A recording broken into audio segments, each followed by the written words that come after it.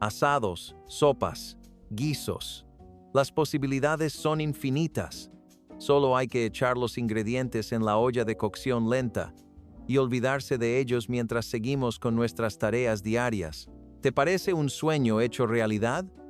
Pues súbete al carro, porque vamos a descubrir las mejores recetas olvidadas que se pueden preparar con una olla de cocción lenta. Uno de los mejores platos que hemos conseguido gracias a la olla de cocción lenta fue la famosa cena Amish de 6 capas. Al igual que el pollo frito de Kentucky llama mucho la atención por sus famosos 13 ingredientes secretos, este plato también tiene solo 6 ingredientes que lo hacen mágico. Tienes cebollas, carne molida, zanahorias, tomates y luego una capa de condimentos y caldo. Lo colocas en capas en una cazuela. Lo horneas hasta que las verduras estén blandas y tiernas. Y disfrutas de la cazuela más saludable y sabrosa que hayas probado jamás.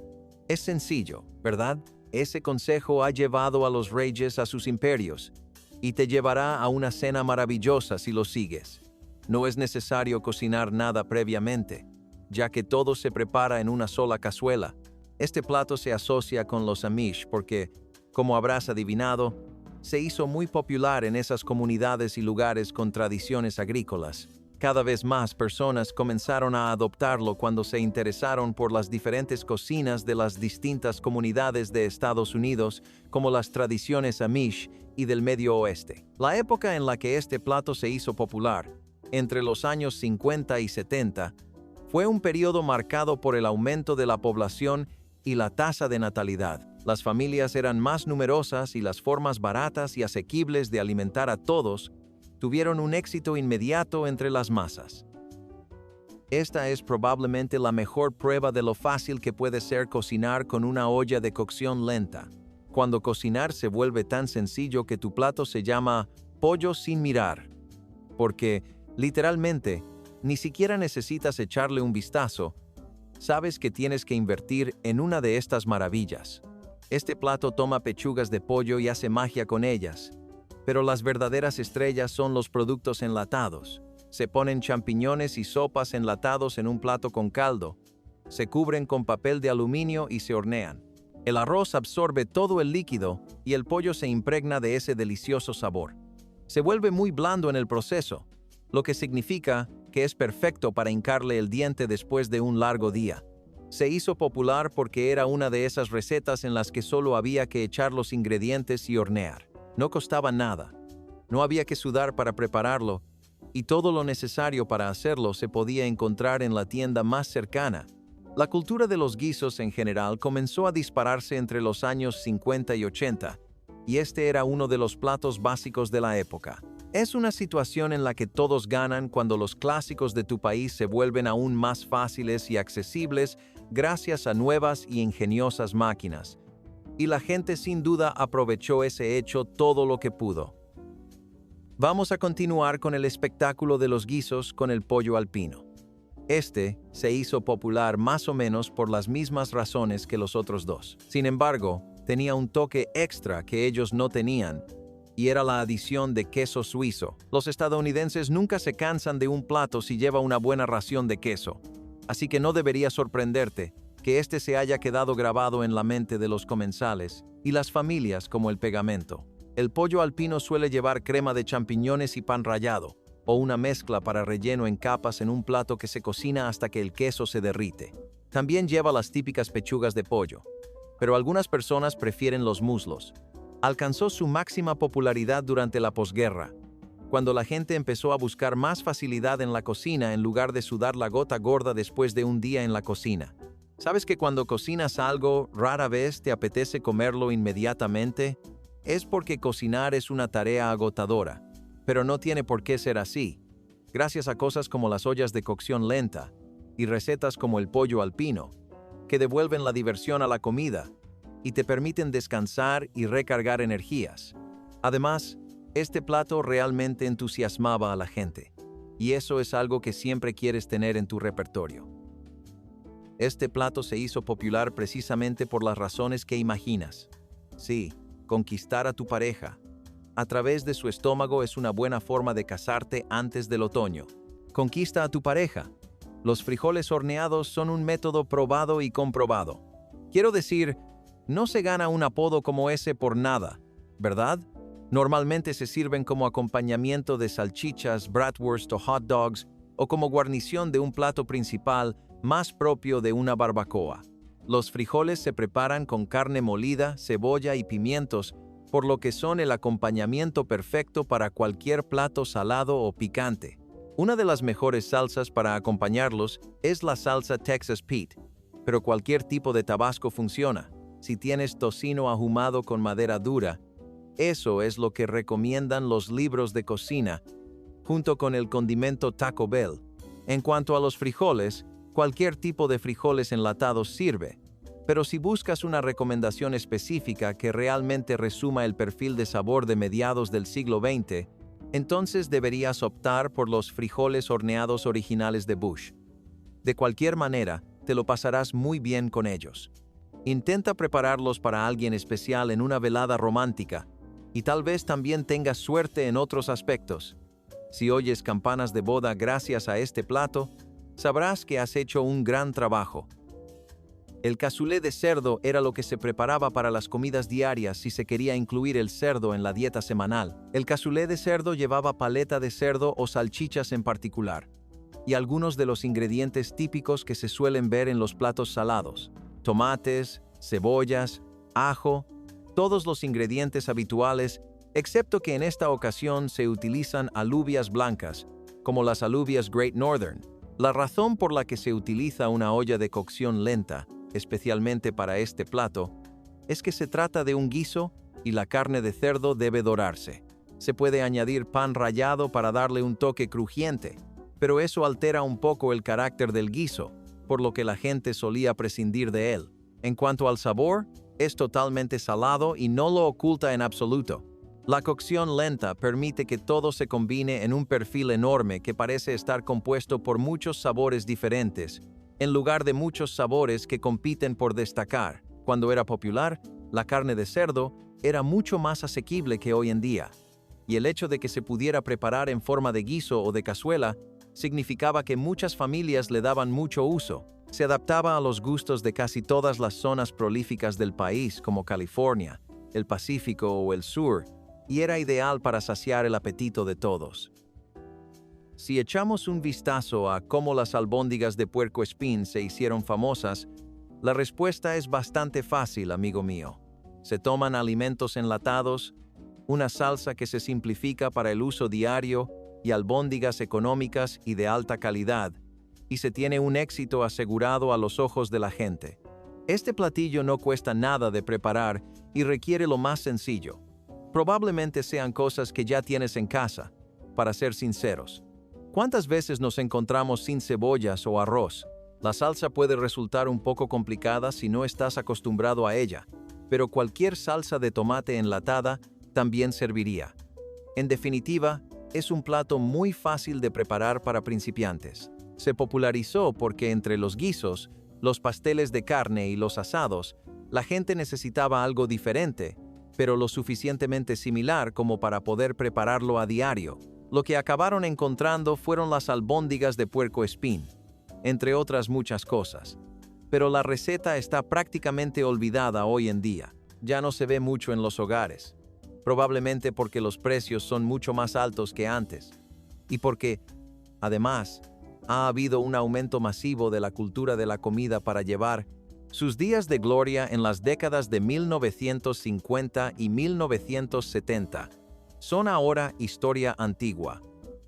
En lo que respecta a las comidas cotidianas, es bastante difícil superar a las zanahorias confitadas si se trata de un hogar de clase media de mediados del siglo XX. Como seguramente muchos de ustedes pueden entender hoy en día, ese pequeño duende en su cerebro que exige un subidón de azúcar cada 2 días para sentirse bien, es algo que los seres humanos han experimentado a lo largo de la historia. ¿Cómo satisfacían su necesidad? Bueno, no podían simplemente comprar un frappé de caramelo y moca en Starbucks como hoy en día, pero podían coger unas zanahorias, hervirlas y recubrirlas con un glaseado elaborado con miel, sirope de arce, azúcar moreno y mantequilla. No es algo que se adapte a los gustos actuales, ¿verdad? Pero no lo descartes hasta que lo pruebes, porque en realidad funcionaba muy bien. Los alimentos confitados eran todo un género culinario de nicho que se hizo muy popular en aquella época. A la gente le encantaba aplicar el glaseado a todos los platos para ver qué pegaba. Eran un acompañamiento que también gustaba a los niños, por lo que se aprovechaban mucho en las reuniones familiares y las cenas. Pero, además, siguen siendo una forma estupenda de incluir zanahorias en la dieta. En cuanto al sabor, sin duda dan en el clavo. Se parecen a cualquier otro dulce que comerías, aunque cuando pensamos en dulces hoy en día, quizá estemos más acostumbrados a texturas duras y blandas, como las del regaliz duro o los caramelos ácidos. Sin embargo, estos eran tiernos y se derretían en la boca. Ya sabes que Estados Unidos y el pulled pork van juntos como la mermelada y las tostadas, ¿verdad? Al fin y al cabo, es algo con lo que puedes alimentar a toda una multitud y hacer que se sientan llenos y satisfechos. Es un plato espectacular, pero se pueden preparar muchas cosas fáciles con él. La mayoría de los platos que puedas preparar y servir harán que la gente te pregunte cuál es tu receta, pero eso es lo fácil que es trabajar con el pulled pork. Así que cuando diga la siguiente frase, escúchala con la mente abierta. ¿Qué te parece el cerdo desmenuzado con cola de cereza? Sí, cerdo desmenuzado sabroso, cocinado a fuego lento con sabor a barbacoa, que se deja cocer a fuego lento en una mezcla de cola de cereza, salsa barbacoa y otros condimentos. La primera vez que oí hablar de este plato, me costó imaginar todos esos sabores en un solo bocado. La salsa barbacoa es una salsa para mojar, el cerdo desmenuzado es un plato principal y la cola de cereza es una bebida. Estamos acostumbrados a tomarlos por separado, ¿verdad? A pesar de eso, como todo estaba hecho con ingredientes que se encontraban fácilmente en la mayoría de los hogares y encajaba perfectamente con la tendencia de los cocineros aficionados en la era de la cocción lenta, tuvo un gran éxito, especialmente en el sur, donde todos los ingredientes de este plato eran algo que la gente ya consumía a diario. ¿Te gusta el cobbler? Entonces tienes que conocer los maravillosos cobblers de arándanos que todo el mundo solía preparar en sus ollas de cocción lenta.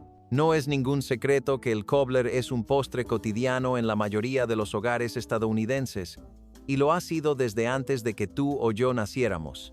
Seguirá siéndolo después de que todos nuestros conocidos hayan fallecido. Hay cosas que son así de generacionales. El cobbler de arándanos se solía hacer en ollas de cocción lenta para que absorbiera bien el sabor, y como se podía dejar el postre reposando para que se impregnara de los sabores, la gente empezó a prepararlo mucho más. Después de que las ollas de cocción lenta se popularizaran y la mayoría de los hogares tuvieran una, las ventas de muchas bayas y frutas aumentaron debido a lo fácil que resultaba preparar postres con ellas. Los arándanos no fueron una excepción, y lo mejor era que se podía preparar en cualquier época del año y siempre salía bien. ¿Sabes que a algunas personas no les gusta tomar chocolate caliente fuera del invierno? Con el pastel de arándanos nunca había ese tipo de preocupaciones. Siempre había alguien dispuesto a comerse un plato entero. Si dejamos un poco de lado los postres y pasamos a las sopas sustanciosas, reconfortantes y caseras, encontraremos una receta dorada perdida entre los libros de cocina del siglo XX que ya no ven la luz del día. La sopa de guisantes y jamón recibió su nombre por lo asequible que era. Probablemente sea lo más barato de la lista. De hecho, cuesta literalmente unos céntimos. Solo se necesitaba jamón y guisantes. Se cocían a fuego lento en la olla eléctrica con jamón cortado en cubitos y algunas verduras como papas y apio. Y luego se cocinaba a fuego lento hasta que la sopa se espesara. El resultado era una sopa increíblemente cremosa y deliciosa, perfecta para las noches de invierno o después de un fin de semana largo y agotador. Quizás quieras descansar el estómago y comer algo saludable para variar, pero sigues queriendo sabores familiares que te acompañen. Una sopa como esta sería perfecta para ti. No cuesta nada, sienta mejor que la mayoría de las cosas y se puede preparar en cualquier momento. Probablemente incluso podrías echarte una siesta y despertarte con el aroma de la sopa cocinándose lentamente, convirtiéndose en el producto final. El oso buco es conocido por su suavidad, la forma en que la carne se desprende del hueso, el sabor salado de la gremolata, la frescura del primer bocado Es una experiencia que hay que saborear por sí sola. Si eres de los que les encanta probar la cocina italoamericana local, te estarías haciendo un gran perjuicio al no probarla nunca. Este plato se hizo popular porque, aunque originalmente se elaboraba solo con ternera, cuando llegó a Estados Unidos, se empezaron a utilizar sustitutos como la carne de res o la pierna de cerdo. Esto hizo que el plato fuera accesible para el ciudadano de a pie, que no puede permitirse gastar mucho en verduras porque, ya sabes, tiene que pagar las facturas. Además, si le añades un poco de gremolata, que es una mezcla de ralladura de limón, ajo y perejil, obtienes un conjunto de sabores bastante equilibrado que se complementan entre sí. Esta es una de las mejores partes de la cocina italoamericana y se hizo popular por ser una maravillosa comida familiar que puede mantener a todos contentos y satisfechos. A pesar de lo que se pueda pensar del pollo a la cacciatora, en realidad no es nada difícil de preparar. Era conocido como un plato único, básicamente, el tipo de comida a la que solo hay que prestar una mínima atención. La cocina italoamericana vuelve a ser la protagonista en esta ocasión, y el interés por este tipo de comida fue algo que Estados Unidos solo vivió durante la posguerra y hacia los años 70 y 80. Había un creciente interés nacional por las cocinas extranjeras de todo el mundo, desde las más recónditas de México y España hasta clásicos italianos como este, que normalmente ni se te ocurriría preparar en un hogar estadounidense. Sin embargo, platos como estos encajan tan bien con el paladar del estadounidense medio que es sorprendente que no se vean más a menudo. Trozos de pollo dorados y cocidos a fuego lento con tomates, pimientos, ajo y a veces incluso vino. Se cocinan a fuego lento hasta obtener una salsa espesa y sabrosa y un pollo que apenas necesita condimento porque ya está rebosante de sabor. Ingredientes sencillos. Un método de cocción sin complicaciones. Y un sabor que gusta a todos los amantes del pollo. No es difícil entender cómo este plato ha llegado a donde está, y ahora el pollo a la cacciatora es algo que se encuentra habitualmente en casi cualquier restaurante especializado en carne. Menudo salto desde sus humildes comienzos, ¿verdad? Si has seguido hasta ahora, habrás visto claramente que hay una gran tendencia hacia la carne roja y los guisos en el mundo de las ollas de cocción lenta. Parece que muchos platos tienden a seguir este formato. ¿Por qué? Platos como el bœuf bourguignon, también conocido como pechuga de res, no son diferentes. Se toma un trozo de carne de res tradicional que se cocina a fuego lento en vino tinto, caldo de res, cebollas y hierbas, y se espera hasta que la carne esté tan blanda que casi no se necesitan dientes para desmenuzarla. Este platillo era uno de los platillos estrella de la cocina francesa, que normalmente se asociaba con la gastronomía de lujo, pero que se modificó para el hogar cotidiano, y debo decir que me alegro mucho de que alguien viniera y lo modificara.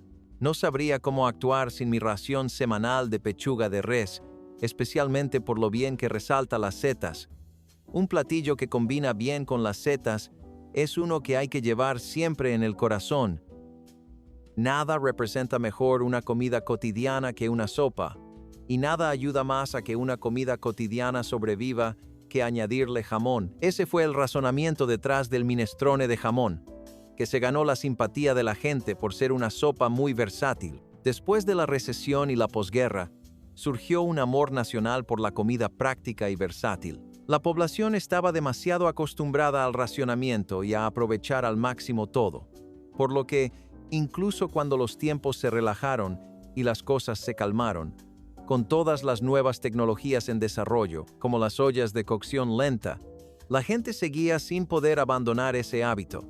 Por eso cosas como esta funcionan tan bien. Tienen un formato sencillo, ingredientes aún más sencillos, pero te ofrecen un conjunto completo de sabores que puedes describir con detalle. Esta sopa lleva jamón cocido con verduras y frijoles, y luego se le puede añadir pasta o arroz, lo que más le guste. Aunque tradicionalmente la mayoría de las recetas llevan pasta. Si algo tiene un sabor ahumado, ya sabes que va a tener éxito en el sur, y ahí es donde más se preparaba esta sopa. La forma en que sabes que la mayoría de estas recetas han caído en el olvido es porque ya no se oye hablar de platos como esos. No en medio de este mundo de wraps de pita o burritos. Por ejemplo, toma este plato, el pollo pegajoso al limón. ¿Alguna vez has oído hablar de algo así? Apuesto a que no. ¿No es interesante pensar que hace solo unas décadas platos como estos eran tan comunes? Este plato era una versión modernizada del pollo glaseado, que seguro que conoces, solo quería añadirle un elemento cítrico y ácido.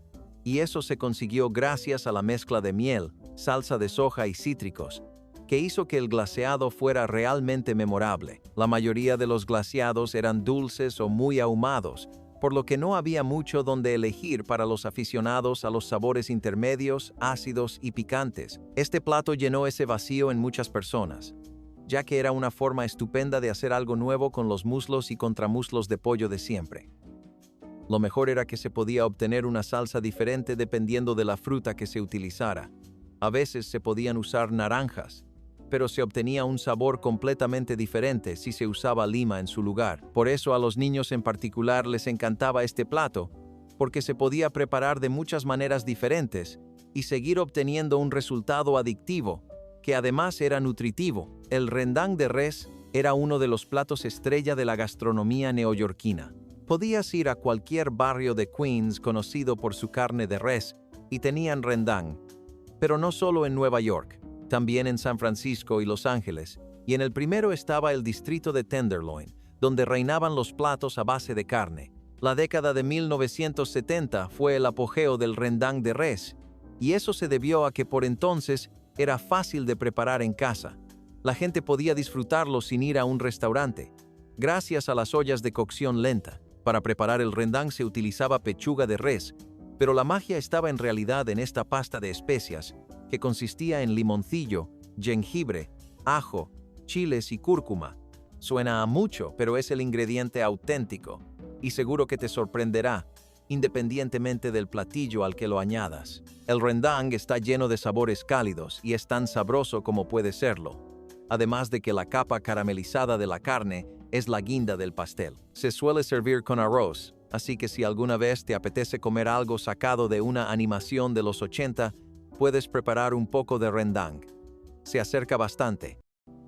Hablando de Los Ángeles, en realidad fue uno de los primeros lugares de Estados Unidos en probar curries de diferentes cocinas y del subcontinente. Uno de ellos era el curry verde de pollo, que se suavizó un poco para adaptarse al gusto medio de los caucásicos, pero que, no obstante, conservó la mayor parte de su sabor. No se puede eliminar eso de los curries, a menos que se quiera hacer una salsa sencilla y llamarla curry. El curry verde de pollo era algo que todas las familias del siglo XX, especialmente hacia finales de probaban. Una de las cocinas que estaba en la agenda del recorrido gastronómico mundial de Estados Unidos era la del sudeste asiático, en particular los sabores de la India, donde son muy populares platos como los curries con leche de coco. Además de la leche, se utilizaban las especias típicas del subcontinente, como la cúrcuma, los chiles verdes, el ajo y las berenjenas. Puede que parezca que se trataba de una moda gastronómica específica de Los Ángeles, pero también era muy popular en Elmhurst, en Queens, donde estaban surgiendo muchos restaurantes especializados en cocina tailandesa y del sudeste asiático. Se podría decir que este curry allanó el camino para que otros pudieran seguir sus pasos, ya que fue uno de los primeros en marcar tendencia. O, dicho de otro modo, el primer paso de Estados Unidos hacia la comida del sudeste asiático. Estamos en 2024 y estoy seguro de que ninguno de ustedes es ajeno al concepto de salud intestinal. Tenemos el privilegio de contar con mucha ciencia alimentaria e investigación sobre este tema que respalda estas afirmaciones y nos da una mejor idea de qué comer y el impacto que tiene, pero en aquella época la gente solo se guiaba por sus sensaciones. La sensación de estar renovado, la sensación de despertarse y sentirse con energía, más despejado y menos hinchado, todo eso tiene que ver con una buena salud intestinal, y una de las mejores formas de cuidar la suya era con sopa de pollo, que cura el intestino. Desde Colorado hasta Portland, Oregón, Brooklyn y Nueva York, era muy común tener siempre un plato de esta sopa preparado. Era un signo de los tiempos. Estados Unidos estaba tomando conciencia de sus crecientes problemas de obesidad debido a la cultura de la comida rápida, los restaurantes que surgían por todas partes y el hábito generacional de consumir alimentos fritos y grasosos. que sin duda eran muy apetecibles y reconfortantes, pero que en realidad nunca te ayudan en la vida. Se cuece el pollo a fuego lento, la mayoría de las veces con hueso, y luego se prepara este caldo rico en nutrientes con hierbas y vinagre de manzana. En definitiva, es un plato sabroso que, además, te garantiza una vida más fácil y larga. Así que, ¿qué más se puede pedir? Pasemos a la sopa mulligatawny, ya que estamos hablando de sopas. Este es otro ejemplo de cómo Estados Unidos se ha adentrado en los sabores del subcontinente, ya que se trata de un plato sacado directamente de los libros de cocina de la India. De hecho, se hizo popular durante el periodo colonial británico, y así es como se extendió por primera vez a Estados Unidos. Lugares como Jackson Heights o Berkeley están repletos de comunidades indias y británicas, puestos de comida callejera y restaurantes, por lo que siempre se puede oler la sopa mulligatawny a la vuelta de la esquina. Al fin y al cabo, es aromática, ya que lleva todas esas especias de curry y la dulzura de la manzana. Además, entre tú y yo, cualquier cosa que lleve leche de coco desprende un aroma que se extiende por toda la manzana. La razón por la que los cocineros caseros con ollas de cocción lenta empezaron a adaptarla a su rutina semanal fue porque, a pesar de ser una sopa, también se parece un poco a un guiso, ya que se elabora con pollo o cordero. La crema que se añade al final también le da un toque más parecido al de un guiso. Y sin duda es algo a lo que se han acostumbrado los hogares estadounidenses que viven junto a comunidades del subcontinente. Es un poco triste que algo tan bueno y sabroso haya caído en el olvido, pero esperamos que algún día vuelva a estar de moda. ¿No te gustan las sopas y los curries?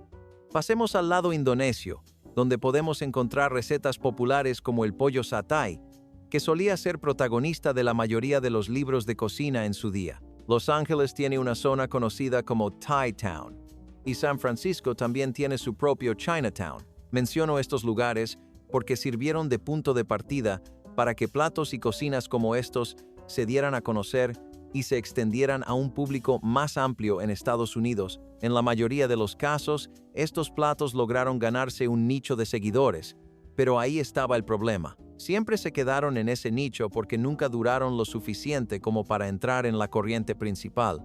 Este tipo de platos no podían seguir el ritmo de las tendencias del país, ya fuera porque no eran lo suficientemente accesibles, o porque, por ejemplo, si querías pollo satay, ¿merecía la pena levantarse e ir hasta Thai Town desde otra parte de la ciudad?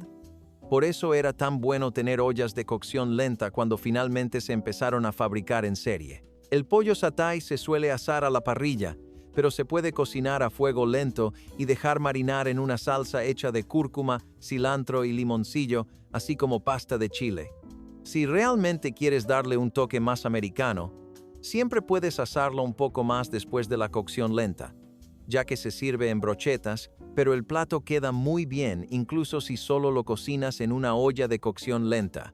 Y es una forma estupenda de cambiar los lunes de pastel de carne cuando toda la familia no reacciona con mucho entusiasmo a esa idea. Si nos adentramos en la historia de la melaza y el pan al vapor, veremos que Maine y Boston son un poco el centro neurálgico de todo lo relacionado con ellos. Es parte de la cultura de Nueva Inglaterra. Frijoles horneados, tostadas, comida al vapor, todo eso es muy común para la gente de allí. La melaza va más allá, porque desde la década de 1920 hasta principios de la de 2000, en muchas zonas rurales y empobrecidas, y en todo el país durante la recesión, la melaza era la mejor manera de saciar el apetito y alimentar a la familia. No se podía dar el lujo de ir siempre a comprar un guiso o el shawarma que se quisiera. Algunas personas solo tenían melaza para cocinar y hacían todo lo posible para convertirla en una experiencia gastronómica memorable. Tengo que decir que creo que lo hicieron bastante bien, sobre todo teniendo en cuenta lo sencilla que es esta receta. No se diría que la harina de maíz, el suero de leche y la melaza cocidos al vapor en un molde dentro de agua, hirviendo a fuego lento en una olla de cocción lenta, pudieran estar tan buenos o incluso funcionar tan bien como unas natillas o un pudín. Pero ahí lo tenemos. Estos ingredientes se pueden encontrar en cualquier hogar y siempre están en la lista de la compra. No se necesita mucho para preparar este plato. y puede que sea el más fácil de la lista hasta ahora. Tiene un sabor extremadamente terroso y dulce, y era muy popular en los barrios donde el ingreso promedio era más bajo. No todo el mundo tenía la suerte de tener un horno, pero eso no significa que no pudieran disfrutar de la buena comida, ¿verdad?